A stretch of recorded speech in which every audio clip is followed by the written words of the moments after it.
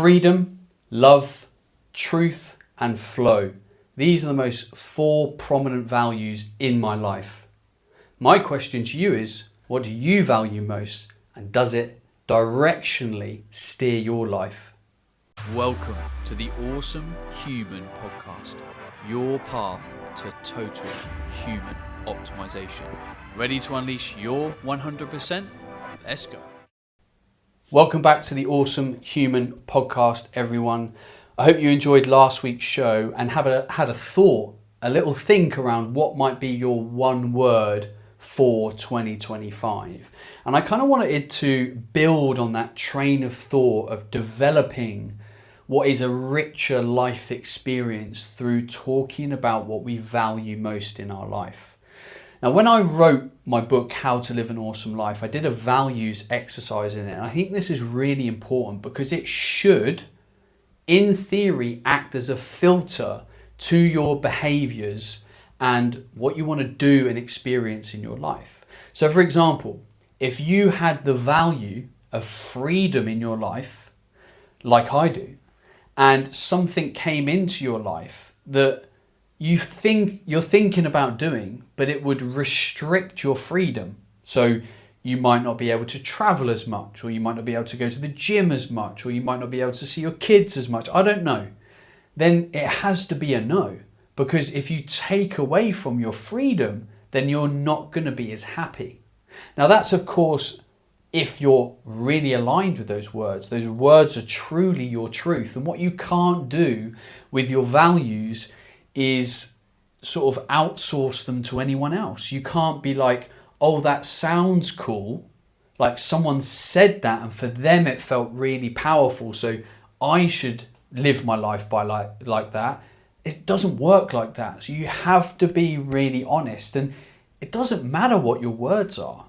Like, it really doesn't. What matters most is that you have the ability to connect deeply with what you value and drive your life decisions through those values. So I implore you to read that part of my book because I think it's really important, because it starts to help you shape your life. But I wanted to talk about the 4 most powerful words in my life, and they've grown and evolved in 2024 with the journey that I've been on.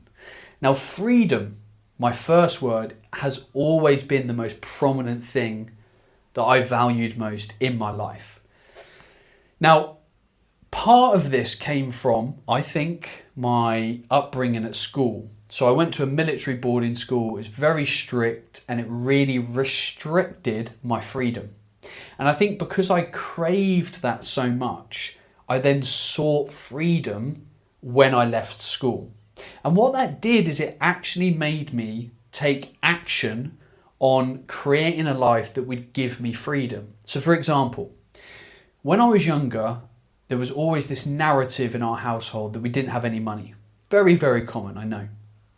And what I felt is that made us less free, made me less free, because we couldn't do what we wanted to do a lot of the time. Oh, we can't go on holiday, we don't have enough money. I'm like, well, that's not very fun. That's not good levels of freedom. So as soon as I left school at 18, I didn't just get 1 job, I got 2 jobs because I knew that would give me more freedom. I also did that from a life perspective. Like, I'd never worked before I was 18. And I knew that if I did that, I would gain more experience, more maturity, which would bring me more freedom. Because when you do jobs, you learn skills, you meet people, and you develop yourself. So I knew that doing more than 1 job would develop me as a human. So I took a day job as a print labourer and van driver. And then Friday, Saturday night, I was a barman, sometimes in the week as well. And I knew that would help me meet people, develop my skills, blah, blah, blah, blah, blah. So I knew right then and there that I was taking action on my levels of freedom. I then started to go on holiday more. I went on ski holidays. I started to just do things that allowed me to be free. So it's always been a word that's been very, very prominent in my life. It would have been why I went self-employed. It would have been why I became an entrepreneur. It would have been why I've set up a online business so I could work from anywhere in the world, you can see that all the way through my life, right from the age of 18, I've acted as a free individual. This word has governed my life. Now, some people on the opposite end of that, in a way, it's not quite an opposite word, but security. Some people might really value security in their life, and that's absolutely fine. Zero judgment from me. If it's your word, amazing. So you would act on creating security, because that might create some level of freedom in your life, which is kind of almost like a subcategory word in your life. But at least if you know that and you feel that, then you can create actions on that, because it's going to make you happy. Like me building my life to have a lot of freedom makes me very happy. And one of the things that I will feel friction on in my life is if I feel like I'm having my freedom restricted. I need to then get it back, and I will work to get it back. So that's freedom. My second word, love. Now this is something that's actually evolved through 2024. I have done a lot of deep work on myself over this year. And what I've come to realize is that I spent a large majority of my adult life being governed by fear. Fear of not being good enough, fear that I needed to prove myself in certain ways to peers, to parents, etc. And I didn't like that. I didn't want that. So I went on a journey to try and discover what was on the other side of that. And what I discovered was love. Genuine love for myself, genuine love for life, genuine love for humanity, and acting through the lens of love. Now, when you approach everything in your life through the lens of love, incredible things happen. Your communication and experience with other humans is better. Your view of the world is more compassionate. And what I've noticed is that has really enriched my experience of life. If I met you and I viewed you through the lens of love, I'm going to be very non-judgmental. I'm going to be highly compassionate. I'm going to be very open to speaking to you as a person. And what I've done through starting to live my life through this word is I've enjoyed the experience. And the enjoyment has reinforced that for me, that is a word that I want to live my life through.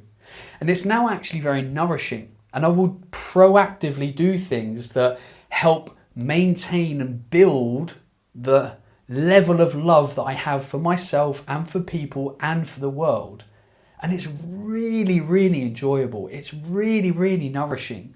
And you know what? When I think about it on a bigger scale, this world needs more love. We could do better every day to make the world a better place through acting with more love. Love for people, love for life, love for humanity, love for the beautiful things that we have in our lives. So I feel it's a very calming, enriching word. So that's my second word. My third word is truth. This has been another big one that's developed for me over the last year. Now, truth for me means me following my truth, what I believe to be my truth. It also means the truths of life, so principles that broadly underpin living a good life. And thirdly, truth from an evidence perspective or just a known truth perspective. So if I now live my life knowing my truth and seeking the truths of life and science, it's very freeing. Like if I can live through my truth and discover truths out there of science, of life, of fact, that's incredibly powerful. It's like through the journey of change, through evolution, if we find truth, if we seek truth, we're able to develop very quickly because it's no longer confusing. Like this is a known truth, whether it's science or it's just almost like a principle of life, it's very empowering. So truth is a big word for me. So it's a very personal, introspective word, like living your truth. And then there's a very much an outward seeking of truth because it's very clarifying. My fourth word is flow.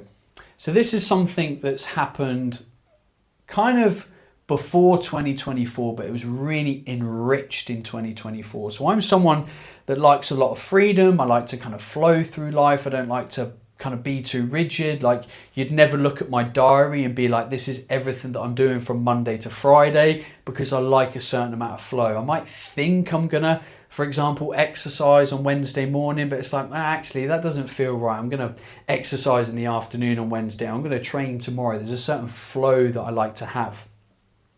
But how this has kind of grown in 2024 for me is, I read a book called The Surrender Experiment, which I talked to you about.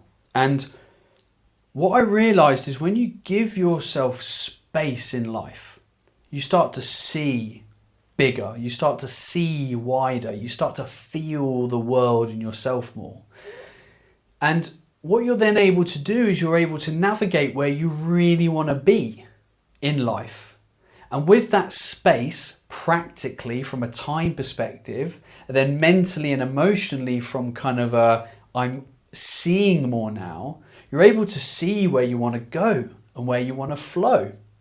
And on a practical level as well, it's also brought quite a lot of, I'll describe it as a relaxed approach to life. So what I found in the early days of having kids is like, you can quite often sort of speed through the day, like you've got to do this, you've got to do that. And what I did is I felt that energy to be quite negative. Like, I didn't want to be speeding up. I didn't want to act like my life was a to-do list. I wanted to really just flow and enjoy my life. Okay, cool. Baby's crying. Okay, cool. Yeah, got to go do this. Oh, I've got to put the bins out. Oh, there's a phone call. And I didn't want any of that to be stressful.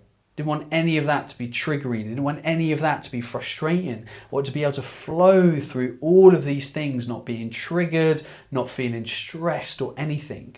So on a micro practical level, there's this kind of flow word that's living for me. Then on a more kind of eternal, ethereal level, there's this kind of flowing through life, being able to see where the kind of world is taking me. And I believe firmly, and I've really experienced this definitely over the last year or two, that the world is acting for us.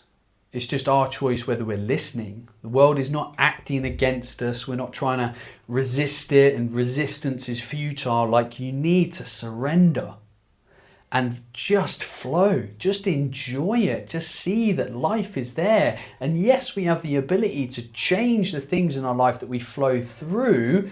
We relax into it, we flow into it. Now, the reason I share with you my words is because I want you to see and feel what's behind them. Because when you think about the words that you might start to bring into your life and value and run as a filter for your life, you almost need to be able to have that kind of same passion and explanation behind your words. Like, if I was to sit down and say, hey, tell me the 3 words that you really value, that you live your life through. I want you to be able to take 10 minutes to be like, right, and let's just say, one of those words is freedom, that you can dive into that word and explore it and open it and tell me why. And I can see that passion in your face, in your eyes, in your voice. Then you're onto something. Then what you've identified is truthful. And then what I can do, is periodically through my day or week or whatever, I can just sort of do a little sense check and be like, right now, am I living with freedom, with love, with truth? Am I flowing? And if I can't answer yes to all of these words, I'm like, right, what do I want to change? Why is it? And it might be as simple as I haven't slept that well. And because I haven't slept that well, I feel a bit grouchy, and that kind of love feeling that I would usually have has kind of dissipated a bit because I'm a bit grouchy and I'm a bit in my head. And that means I'm not kind of flowing, I'm feeling a bit rigid and truncated. It could be as simple as that, or it could be bigger. And it allows me to kind of re-navigate. And I'll do that in meditation. I'm a huge fan of meditation. I'll sit down and I'll be like, right, I am a human being living through the words of freedom, love, truth, and flow. Is there any friction right now? Am I not living those words in every area of my life? If not, why? What do I need to change? And it's so guiding. So I raise the challenge to you. Don't just do this from a thought perspective. If you're driving or walking, listening to this podcast, you don't just sit there and be like, oh, I value X, Y, Z. That's not in depth enough for this exercise. That's why when I wrote my book, How to Live an Awesome Life, I put like homework in it. I put lessons because I want people to sit down and be like, no, it's not good enough to just leave this stuff in your head. It's proven by research that if you sit down, you write it down, you spend time, you reflect, you write on the topic, that you retain the information, it comes into your being a lot more. So please don't let this information just transiently drift through and you kind of semi-navigate it. No, sit down, and you might even bounce it off people. You might even stress test it with a friend, with your partner, a friend that's also into personal development. I don't know. But please do the work on it. Don't just let it be a thought or a thing, because again, this is big life stuff. This is macro stuff. Like if you get this stuff right, the level of happiness and fulfillment that I believe you will experience in your life will be greatly magnified. Now, if you're struggling with any of this, please reach out to me on social media. As I requested last week, if you do see anything that I'm doing that you like, please give it a share. Send it to someone. Pass on the love. I'm trying to be of service to you. If you feel it can help and serve someone else, please pass it on. And also, if you've not read my book, How to Live an Awesome Life, then get over to Amazon and get yourself a copy. In the meantime, keep being an awesome human. Goodbye.